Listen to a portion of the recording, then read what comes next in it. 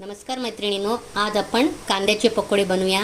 त्यासाठी हे बारीक कांदा मी लांब लांब असं चिरून घेतलाय आणि ह्याला अर्धा तास आधी मीठ लावून ठेवले, म्हणजे ह्याला पाणी पाणी सुटलेले।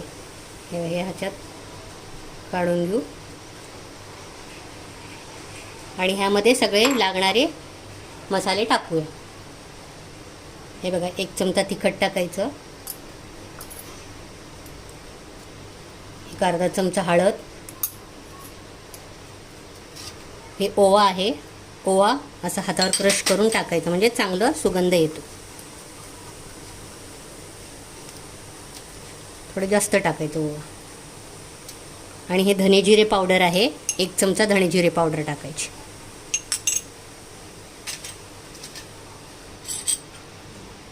आणि हे काळं मीठ आहे, मी त्याला थोडंसं मीठ टाकलं, अगदी थोडंसं टाकते। काळं मीठ टाका, खूप टेस्टी होतात भजी।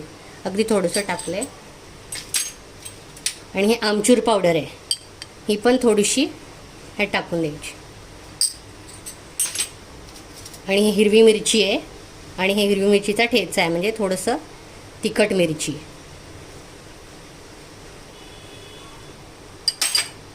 आणि ही कोथिंबीर। आणि हे काय करायचं, सगळं चांगलं कालवून घ्यायचं। हे बघा, हे डाळीचं पीठ आहे, ह्याला ना जसं जसं लागेल तसं टाकायचं। आणि आधी हे तांदळाचं पीठ आहे, 2 टेबलस्पून तांदळाचं पीठ आणि 1 वाटी डाळीचं पीठ टाकायचं। हे बघा, तांदळाचं पीठ आहे, म्हणजे एकदम क्रिस्पी होतात। तर तांदळाचं पीठ नसेल तर ज्वारीचं पीठ पण चालेल किंवा कॉर्नफ्लॉवर पण चालेल। आणि डाळीचं पीठ जसं लागेल तसं टाकून हलवायचं, पाणी अजिबात टाकायचं नाही। चांगलं मळून घ्यायचं।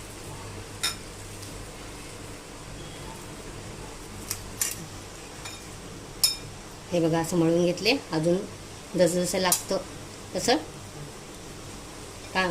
पीठ टाकायचं। हे बघा, ह्यामध्ये थोडंसं 2 चमचे गरम तेल टाकायचं। आणि लिंबू आहे ना, थोडंसं लिंबू पिळायचं, म्हणजे एकदम छान कुरकुरीत होतं, टेस्टी पण होतं। 1 छोटा चमचा भरून लिंबू पिळले। परत ह्याला कालवून घ्यायचं।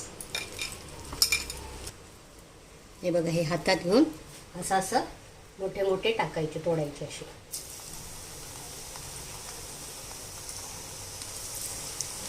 असे वाकडे तिकडे टाकायचे, म्हणजे आधी तेल तापवून घ्यायचं, खूप पण नाही तापवायचं, आणि मीडियम गॅसवर तळायचं।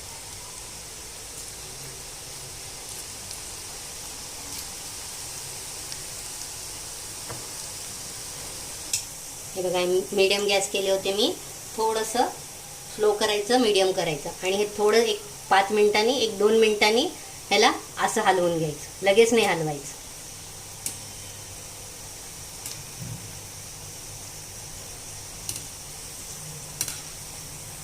हे बघा, असे हे लालसर तळायचे, स्लो मीडियम गॅस करायचं आणि लालसर तळायचे।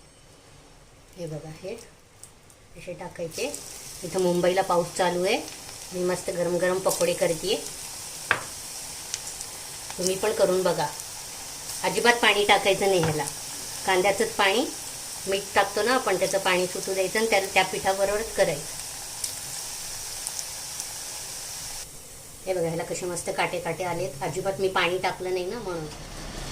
हे बघा, हे गरमागरम पकोडे तयार झालेले, तुम्ही करून बघा। मस्त पावसाळा चालू आहे, नक्की करून बघा। आणि माझ्या चॅनलला लाईक, शेअर आणि सबस्क्राईब करा।